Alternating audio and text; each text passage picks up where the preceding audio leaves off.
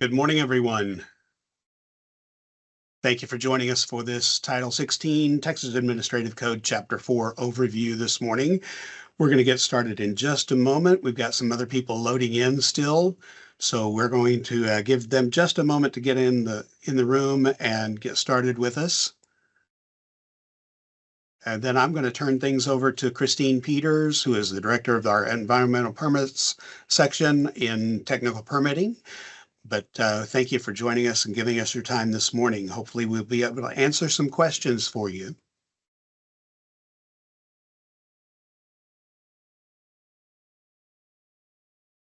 Good morning, everybody.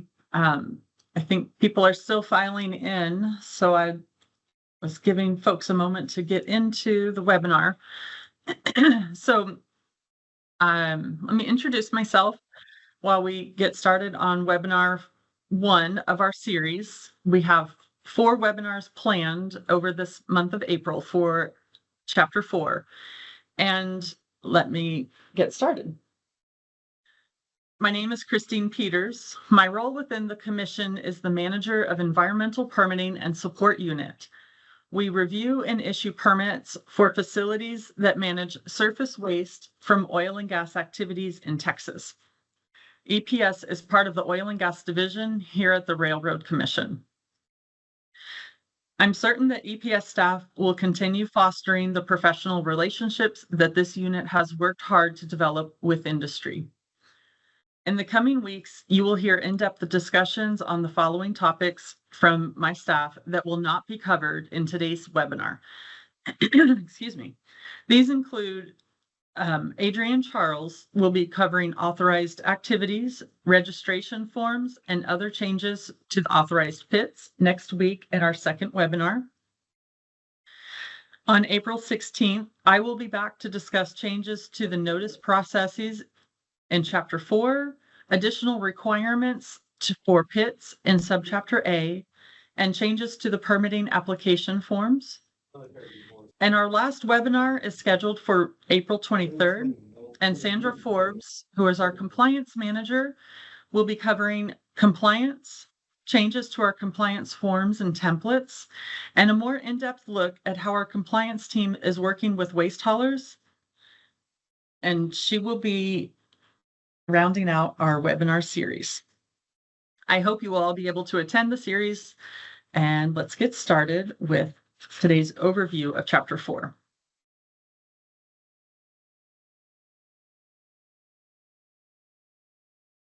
Rules that guide industry for surface waste management are now located in Chapter 4 of the Texas Administrative Code. The Secretary of State will have an updated link on July 1st of this year with these new rules. Subchapter A has been reserved for several years in anticipation of where we are at now. Statewide Rules 8 and 57 have been the primary regulations behind surface waste management for decades, with minimal or no change.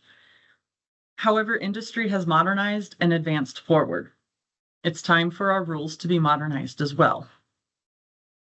Subchapter A is now the one-stop shop for soon-to-be former statewide Rules 8 and 57.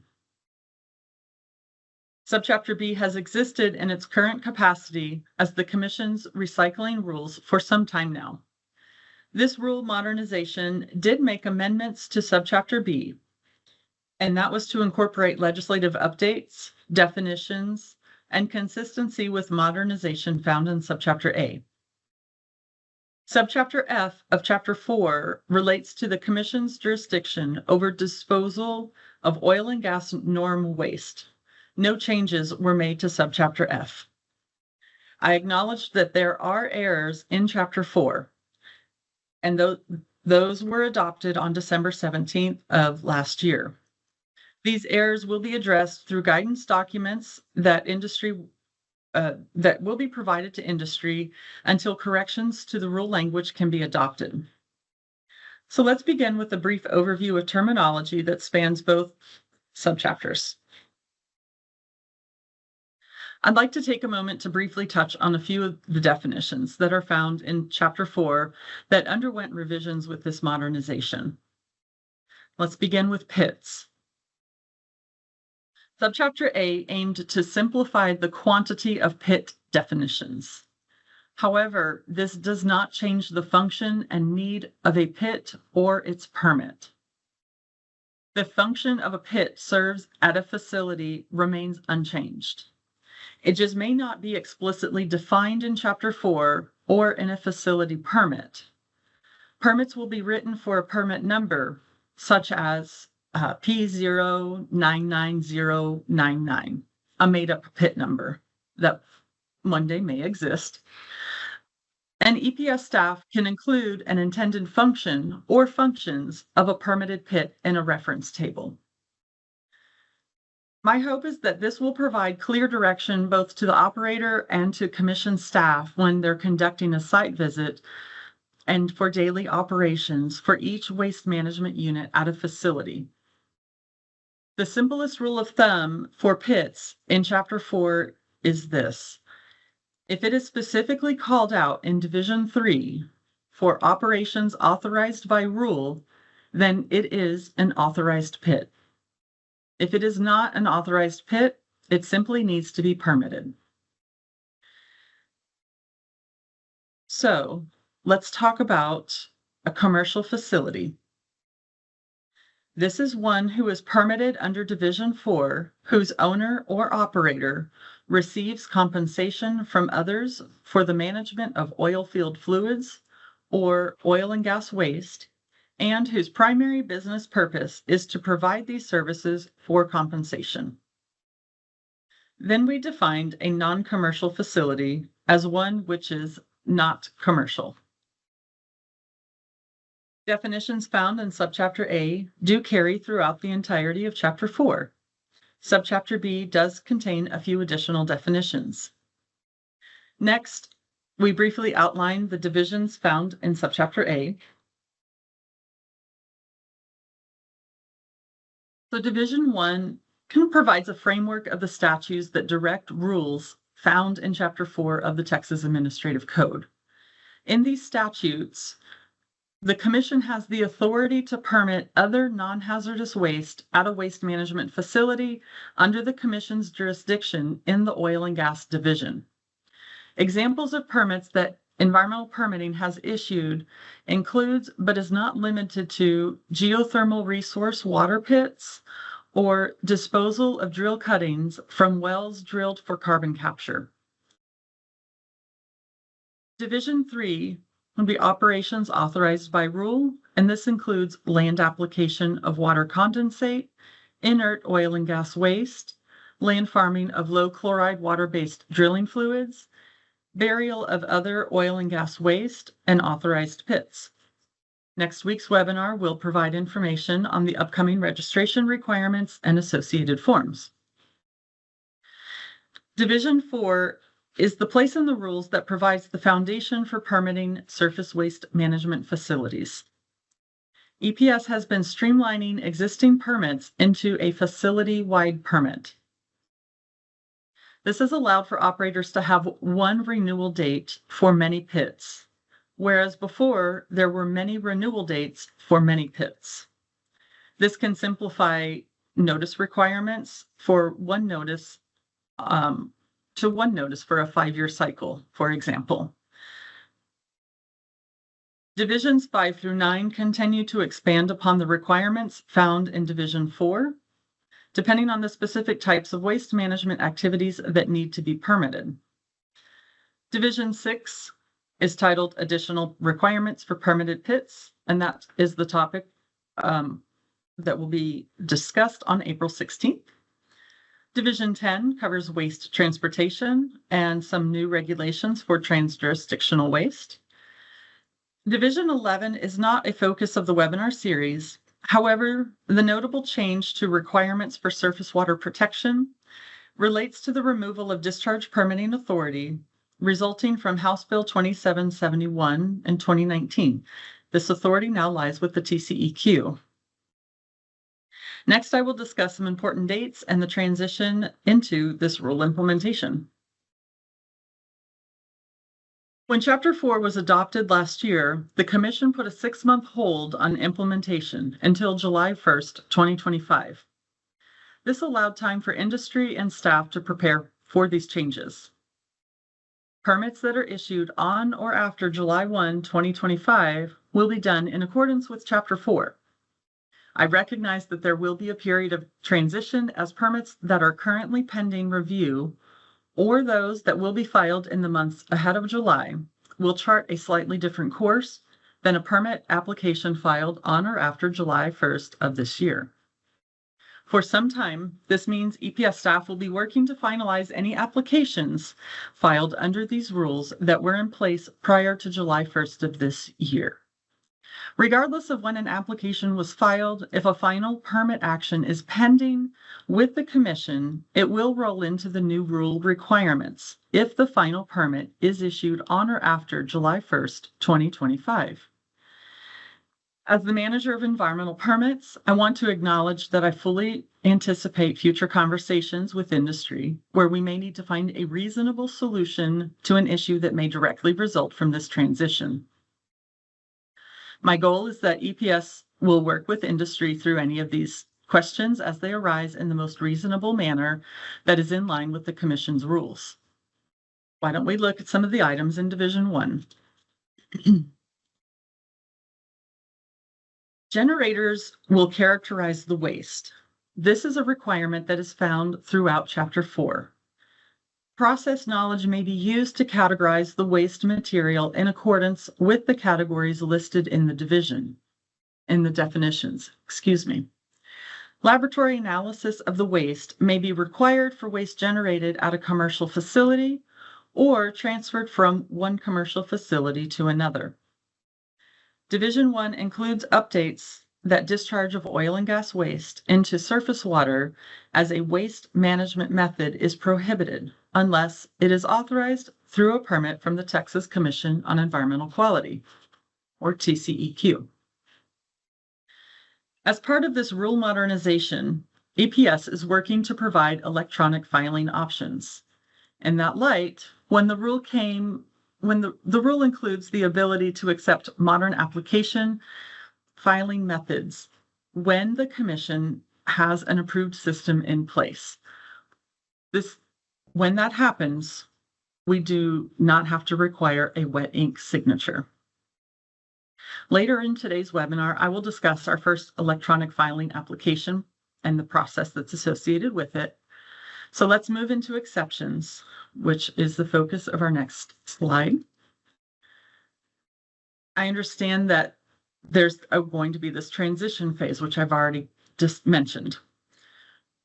So this transition from the way we have permitted facilities under our old rules to how we will permit facilities under Chapter 4. It's not an elephant in the room for me. The rule provides an opportunity for you to request an exception. This may be applicable to future discussions that some of you may reach out to me regarding a meeting request. So you may wonder, what is an exception considered under Chapter 4? It is a written request to the Oil and Gas Director that is asking for an alternative to the requirements found in Chapter 4.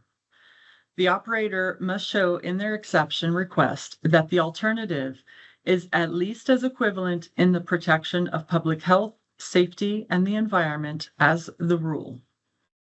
Please note that staff are not able to grant exceptions for the following items: financial security, notice requirements, or sampling and analysis requirements. Exception fees and surcharges apply, which can be found in Rule 78. Each exception will be evaluated on a case-by-case basis. A hearing may be requested if an exception is denied. There is also a separate one-year special exception in the rules. This was designed for a pit that was authorized under statewide Rule 8, but is now required to be a permitted pit under Chapter 4. For example, basic sediment, flare, and non-commercial fluid recycling pits were all considered authorized pits under statewide Rule 8. Under Chapter 4, NCFR pits are now called produced water recycling pits and will require a registration under Schedule B of authorized pits. Basic sediment and flare pits are no longer authorized and will now require a permit under Chapter 4. Let's move into Division 4. So this lines out the basic requirements for all applications filed with environmental permitting for a surface waste management facility. So let's dive into what engineering and geological information is needed for an application submittal that then goes through a technical review with permitting staff and environmental permits. During a technical evaluation of a permit application, staff are reviewing site characteristics to form a determination. Can that permit be issued without polluting surface or groundwater when a permit conditions are met? Prior to applying, these factors should be completed by a licensed PG or PE. I'll come back to this detail in a moment. These permits, these permits often have highly complex factors, waste management, and need for soil and or groundwater monitoring to demonstrate the efficacy and safety factors of a facility. So let's take a look at some of the rule requirements.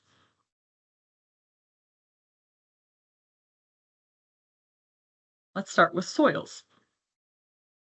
The technical characteristics of a particular soil type, or more commonly, types that span a facility, can give valuable information for how quickly or slowly waste could move through a soil profile in the event of a spill or a release. However, we do not encourage a spill or a release. I'll touch more on that later. Additionally, there are areas within Texas where we find natural soil barriers, such as a thick clay layer that can act as a natural liner. For subsurface geology, we're looking at the strata beneath the site to see what information it can provide, similar to what I just described with the soils.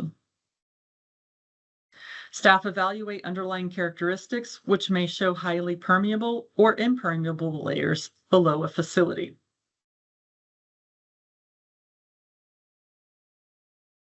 As with the soils, rock formations can be effective confining layers and thereby protective of groundwater. Subsurface hydrogeology.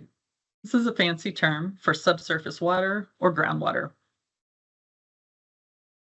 Permits must protect groundwater, which may be detected through a series of soil borings, evaluation of nearby groundwater well logs, publicly available data sets, and other site-specific data that demonstrates where groundwater resources may be found beneath a facility.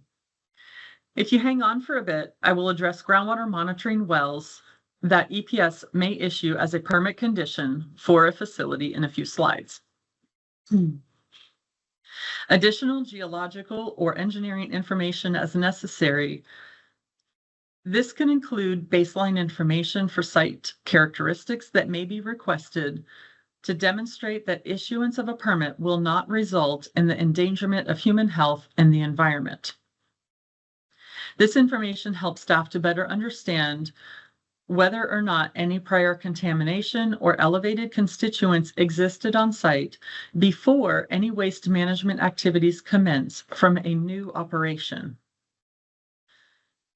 Earlier, I mentioned that this work should be completed by a licensed PE or PG. There's a small caveat. And that caveat is that if the Texas Occupation Code, Chapters 1001 or 1002 respectively, require a licensed PE or PG to complete this work, then so does Chapter 4, meaning a seal will be required on the work coming in as part of an application submitted to environmental permits. Let's move into design and construction.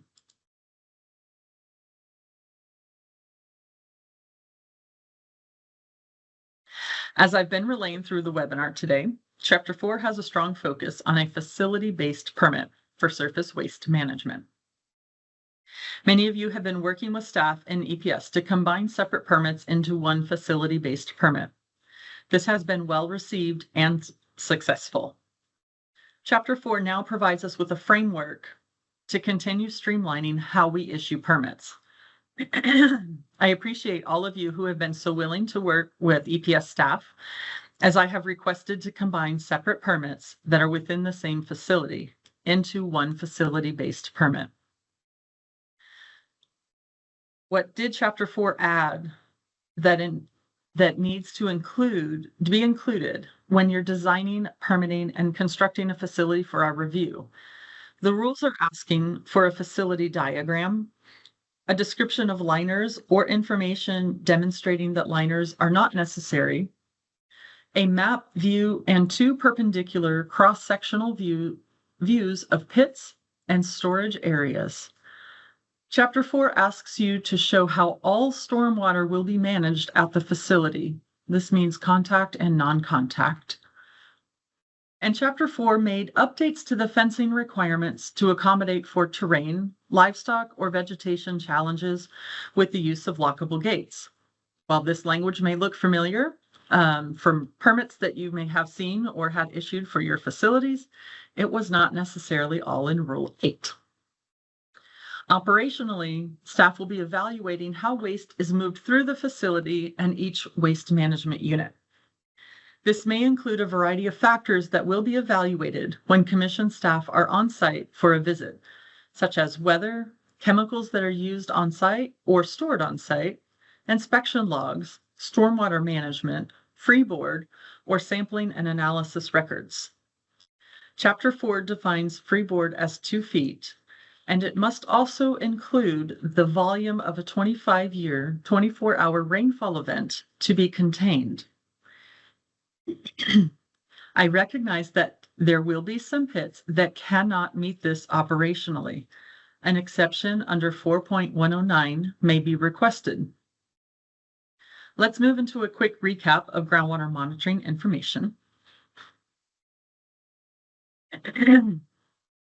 Excuse me. Springtime allergies. Okay. Earlier, I talked through some engineering and geological information that must be submitted. I'm so sorry. I alluded that staff conducted a technical evaluation of this information too. We do this to decide whether we can find the site and the information that you have supplied in an application protective of surface and subsurface waters. Additionally, staff must ensure that a facility meets the regulations of the Commission's rules. When staff reviews the subsurface hydrogeology, we are focusing our efforts on groundwater or subsurface waters. While there is no instance where a facility is allowed to have any oil and gas waste leave the facility and pollute, spills and releases can occur. So, we address the site characteristics to determine if a permit can be issued. A facility with a spill or a release is still subject to violations and enforcement for non-compliance. Environmental permitting has a new compliance team that is working closely with all of our facilities through education and, when necessary, issuing notices of violations and referrals to enforcement. For the purposes of an environmental permits review, shallow groundwater is designated as subsurface water located within 100 feet below the natural ground level. When staff finds shallow groundwater present and that groundwater is under confining conditions, groundwater monitoring may be waived for a facility. As the lawyers like to say, it depends. The site characteristics will be evaluated on a case-by-case basis and with management. In other cases, staff may find shallow groundwater which is not under confining conditions. In these instances, staff will ask for soil borings to determine groundwater monitoring wells for a facility, to determine locations, requirements, quantity of wells needed for a permit. If groundwater monitoring is required at any facility, these wells must be installed, have initial sampling completed with the results submitted to environmental permits, and environmental permitting staff have informed the operator in writing that active operations at a facility may commence. This all needs to happen prior to acceptance of any waste at a facility, in addition to financial assurance being on file. We'll talk about financial assurance in a little bit. I spent some significant time on these slides because I view Division 4 as a foundational portion of Chapter 4 as a whole. So I'm going to move into some commercial information now and start building from Chapter 4. So going forward, Divisions 5 through 9 of Subchapter A are in addition to Chapter 4, meaning everything in Chapter 4 is required for anything else in the rule.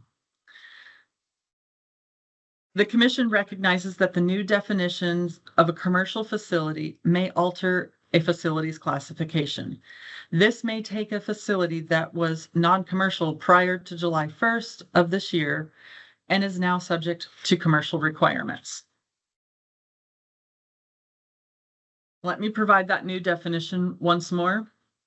A commercial facility is one who is permitted under Division 4, whose owner or operator receives compensation from others for the management of oil field fluids or oil and gas waste, and whose primary business purpose is to provide these services for compensation. Financial security is required for each commercial facility. This includes initial, renewal, amendment, or transfer applications. A new facility may be permitted without posting financial security. However, no waste may be received until financial security is posted. All other commercial applications must have the proper financial security in place prior to issuance of the permit. In the case of a permit transfer, financial security cannot be released until the new operator has posted financial security. Lastly, financial security must be maintained in full through all post-closure activities. With that, why don't we move on to our next slide and discuss what operational requirements the rule lines out at a facility so that you can get your money back upon successful closure.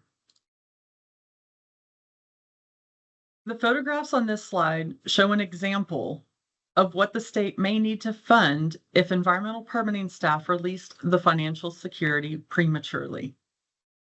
Post-closure activities help ensure that all waste management is cleaned up properly so that the operator can retrieve their money upon closure and the facility does not become a state-managed cleanup site. Operating requirements within Division 5 include the submittal of a detailed waste acceptance plan that fully documents the waste by the generator and the carrier, and also characterizes the waste by the generator. It also requires a spill control plan that is maintained on site, is made available to Commission staff upon request, and details processes to control the waste. And let's talk about stormwater management plans.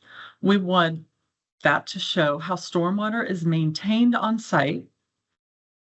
We want that made available to Commission staff upon request. We want that stormwater management plan to show how stormwater is managed, demonstrating the prevention of unauthorized discharges of stormwater at the facility. Again, the Commission has zero authority to authorize any discharge of water into a water body or irrigation or discharge of contact stormwater. It is a waste that has to be disposed of in an authorized manner. Chapter 4's focus on waste characterization by the generator will thread through permitting and subsequent compliance reporting going forward. The design and construction requirements for commercial permitting operations are required to be submitted to EPS prior to commencement operations. This also helps ensure that financial security is on file prior to acceptance of waste. Environmental permitting compliance staff will be issuing notices of violation if a facility is operating without financial security in place. In my short time with the Commission so far, I have observed that environmental permits needs to provide a simple solution to operators for submitting construction phase information to the Commission. On this slide, you see a teaser of a draft form that we are working on for you that does that. I'll talk more about this in 2 weeks. So let's move into a new division. As we move into Subchapter 7, we're going to look at land farming and land treating. The definition of a land farming cell now includes a land treating cell. For reference, this is found in Subchapter A, Division 1, 4.110, Definition 51. Applications for land farms have increased in technical review requirements for many of the same reasons that we discussed in the soils, geology, and underlying groundwater in the previous slides. While the ultimate treatment and/or disposal methods may differ than a pit, the pollution concerns remain the same. The method for completing a technical review are similar to those that we discussed earlier. Due to the nature of the waste applied, staff are cognizant of soil conditions and highly encourage background soil sampling. In some cases, we may require it.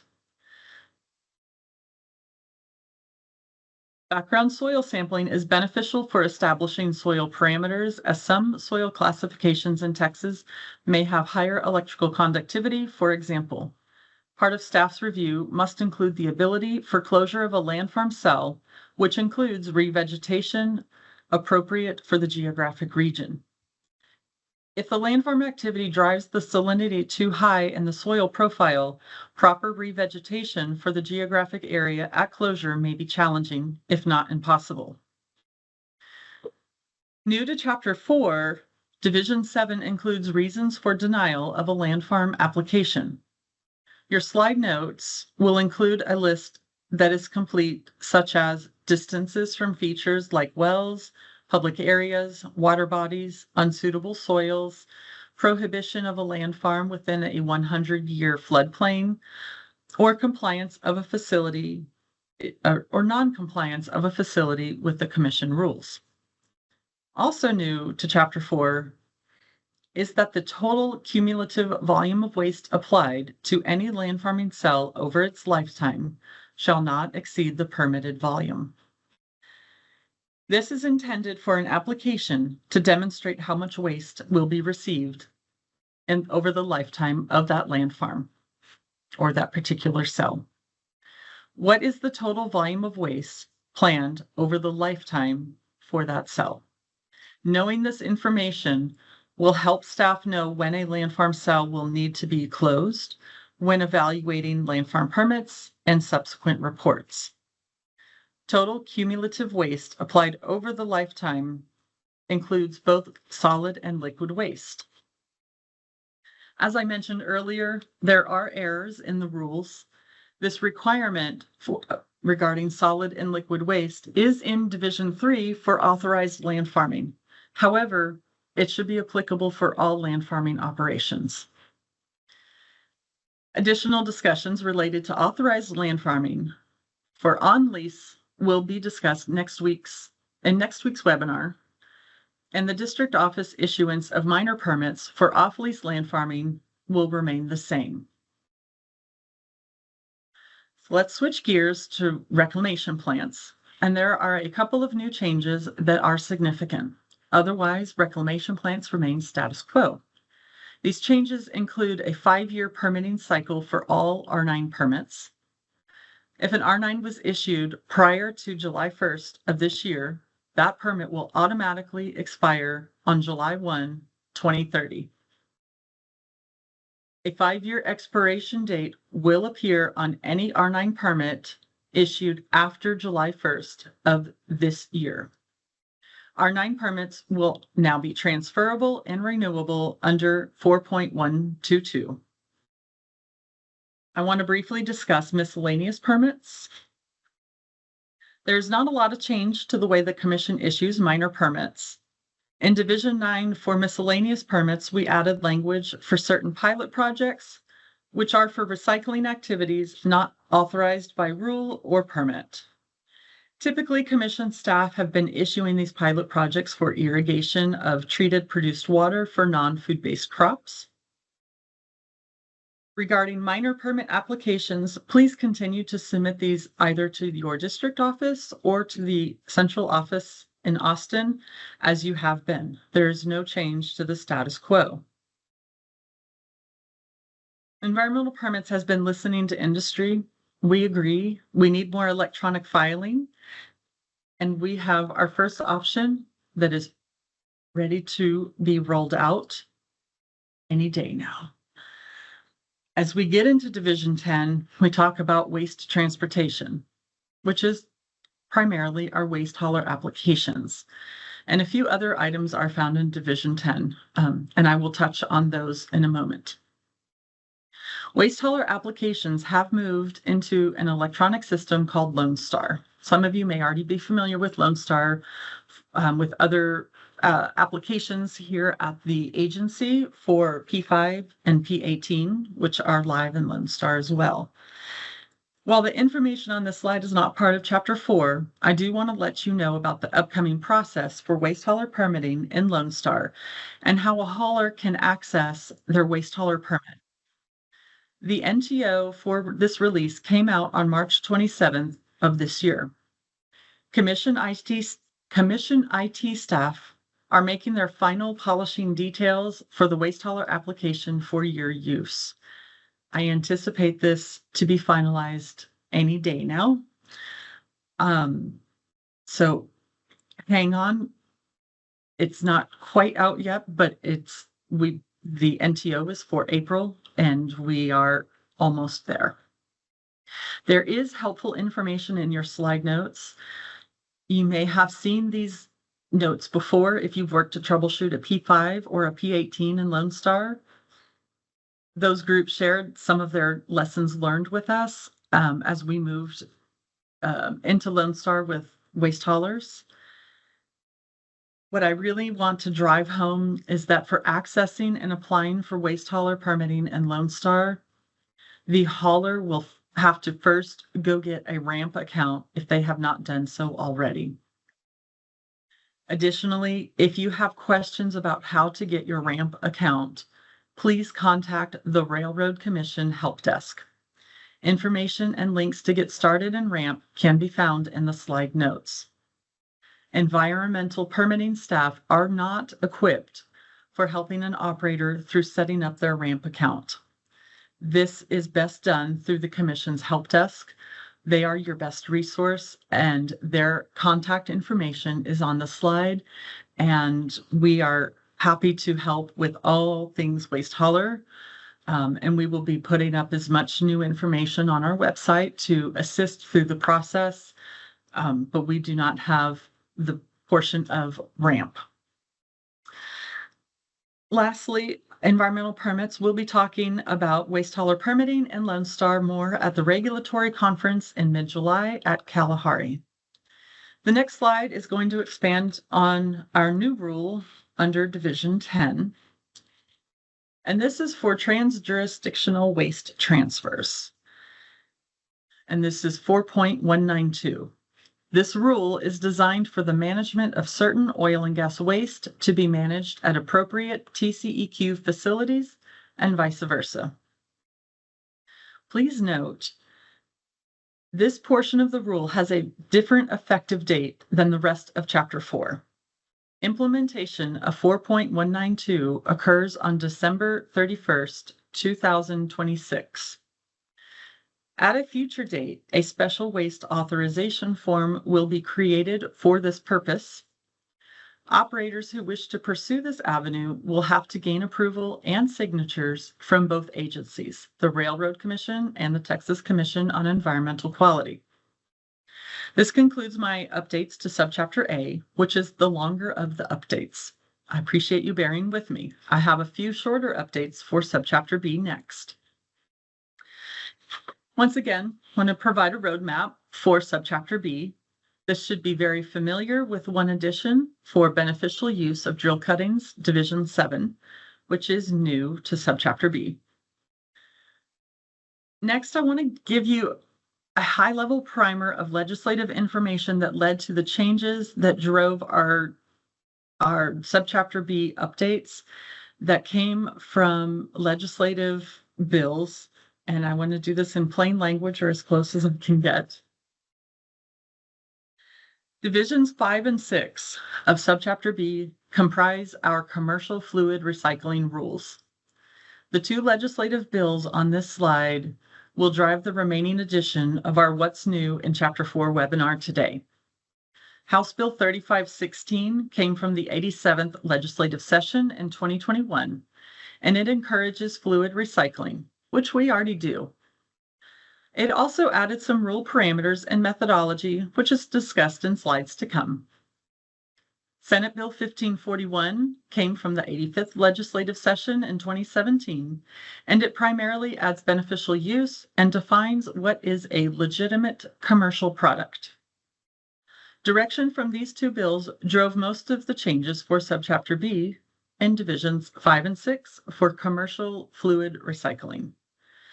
So I will discuss how these bills impacted these two divisions going forward. Commercial fluid recycling applications got specific filing requirements that include the use of a commission-prescribed form, use of 2 maximum supplemental filings to complete an application. However, I would like to note here that this is in line with existing Rule 1.201, which applies to all environmental permitting reviews. Under Rule 1.201, if an application is complete after the second filing, then it is administratively approved. And what administratively approved means is not issuance of a permit, but that we're done with sending RADs and we may now write the draft permit, either for issuance or for sending to a hearings if the application is protested. If an application is incomplete after the second filing, meaning a RAD letter, then it is administratively denied. When an application is administratively denied under Rule 1.201, there is an opportunity to request a hearing. An operator may also withdraw and refile without prejudice. If no hearing is requested, the application will be returned because no action can be taken by commission staff. Specifically for commercial fluid recycling, once an application is administratively complete, the application must be issued within 90 days, with one caveat: if it's protested. Close coordination with the operators prior to issuance of an administratively complete letter for notice dates is imperative for all commercial fluid recycling applications to maintain legislative timelines. This will become more important as we get into the third webinar and I discuss changes to our notice, because notice has moved to the end of the administrative process where notice will be completed once you have that administratively complete letter. So we will talk more about that. So for Divisions 5 and 6, there is a large implication, and we can get into the details in a couple of weeks. However, environmental permitting staff will be working in accordance with Rule 1.201 throughout Chapter 4. It is safe to anticipate that we will be tightening up the number of RAD letters that we send out, and this is to keep all of our applications in line with commission rules. Shall we move on to minimum siting standards for these two divisions? So these siting standards are updated, and like the similar siting requirements for land farming, these are in your slide notes. They include distances from groundwater or other features, wells, public areas, water features, sensitive areas, prohibited within 100-year floodplain. No, many of these are very similar with some addition of distances to some new features, wells and water features, sensitive areas. A new pit cannot be permitted by Chapter 4 in these areas. Minimum design and construction provided us direction that a commercial fluid recycling pit cannot exceed 22 feet below ground level for the maximum depth. This relates to a new pit. Staff are not requiring operators to reconstruct a previously permitted pit without cause. New liner requirements and requirements for liner integrity were also established. Pits are designed and constructed to not accept stormwater runoff, precipitation, or surface water by this rule. I want to address an error that I noted as I was reading that. I will be instructing environmental permitting staff to interpret precipitation as diffuse runoff from the land, not as precipitation that falls directly over a pit. Although we often see roofs constructed over pits, which is an effective stormwater management method, and we do encourage that as a facility management tool. Freeboard in the rules is defined as 2 feet and enough space to also hold the 25-year, 24-hour rainfall event. Before we leave these two divisions behind, let's discuss financial security. This is very similar to Subchapter A. And Subchapter B, we were directed to adopt uniform standards. And so we did, and we made sure that we were consistent with Subchapter A regarding post-closure and financial security at a facility. Forms are in process to be updated.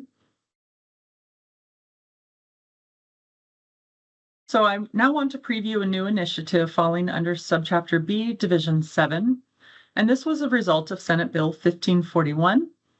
The Commission was directed to incorporate criteria for beneficial use of drill cuttings and defines what is a legitimate commercial product. So that definition is one that you can find in Subchapter B, which states a product of a type customarily sold to the general public for a specific use and for which there is a demonstrated commercial market. This is something that the Commission anticipates seeing used for construction of lease pads and roads.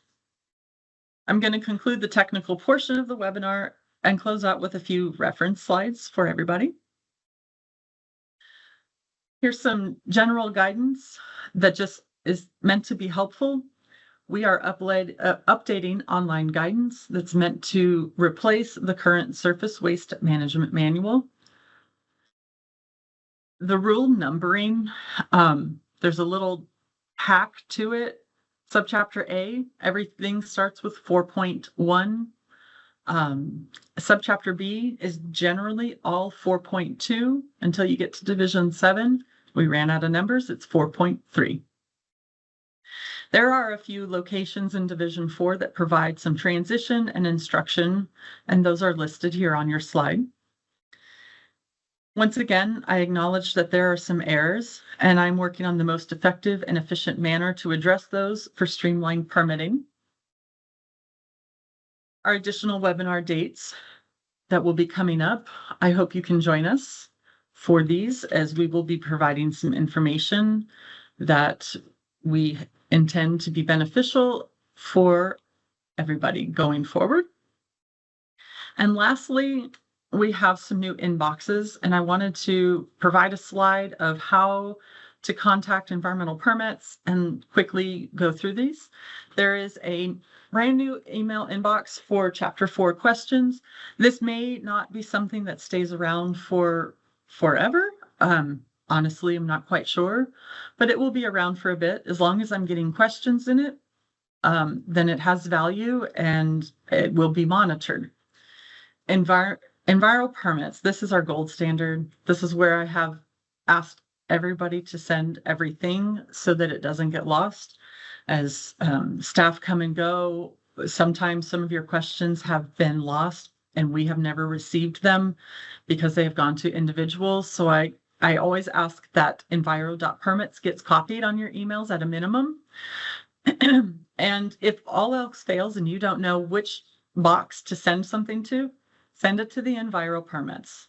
If there's nothing else that gets remembered, Enviro.permits is the catch-all, and that's okay. Everybody has access and can route it. Waste haulers, we get a lot of waste haulers. We process a couple thousand waste haulers a year. So we try to route them into a spot that just had their own location because we have a high volume. EPS compliance, it's a new team. So it's about time for the debut of a new compliance inbox. Sandra is going to be promoting this inbox and working towards some electronic filing methods that will fall in compliance with commission rules for record maintenance. We have to follow some certain procedures to maintain electronic filing. We really would like to get away from paper records as much as we can. And I know that a lot of you would like to do that as well. We are very eager to be on board with that. We just have to have the right repository. Authorized pit registrations. These will be emailed to authpits@rrc.texas.gov. And Adrian will be walking you through that next week and walking you through the form that you will use to register your authorized pits. So with that, I would like to conclude my portion of talking, open up for questions. And I appreciate you all being here today. I look forward to my staff and myself coming back to talking with you more in the coming weeks and working with you in the coming months and years ahead on Chapter 4.